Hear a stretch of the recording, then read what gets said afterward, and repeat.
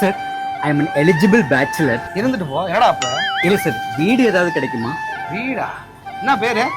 Kumar sir. எங்க வேலை பாக்குற? இங்கே ஐடியில் வேலை பார்க்குறேன் சார். பேச்சுலர்?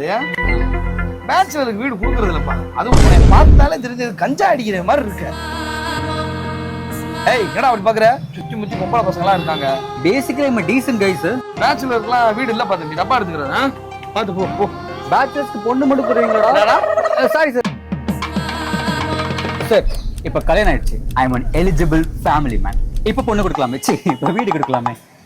பா, இப்போ ஃபேமிலி மேனுக்கு தான்ப்பா வீடு கொடுக்கறது இல்ல. எதுக்கு? என்னன்னா அந்த பேச்சுலர் பசங்க கூட ஓகே ஃபேமிலி மேன் வீட்டுல அது பிரச்சனையா இருக்கு மாத்துங்க, இது பிரச்சனையா இருக்கு மாத்துங்கன்றான். ஆனா பேச்சுலர் பசங்க அப்படி கிடையாது. 5 பேர் சேர்ந்து 50,000 வாடகை கூட கொடுத்துட்றாங்க. தண்ணி வரலன்னா குளிக்காம கூட வேலைக்கு போயிடுறாங்கப்பா. ஆனா ஃபேமிலி மேன் லசன்றாங்கப்பா, பிடிக்கல நம்மளுக்கு. அதாவது பேச்சுலர் பசங்களை கம்பேர் பண்ணா இப்போ ஃபேமிலி மேன் தான் ரொம்ப ஒஸ்டா இருக்காங்க. அதனால ஃபேமிலி மேனுக்கு இப்ப வீடு இல்லப்பா. தெய்வம் தந்த வீடு வீதி இருக்கு. நான் அப்படி சொன்னா இப்படி சொல்றேன், இப்படி சொன்னா அப்படி சொல்றேன். இதெல்லாம் என்கிட்ட எதுக்காக சொல்றேன்?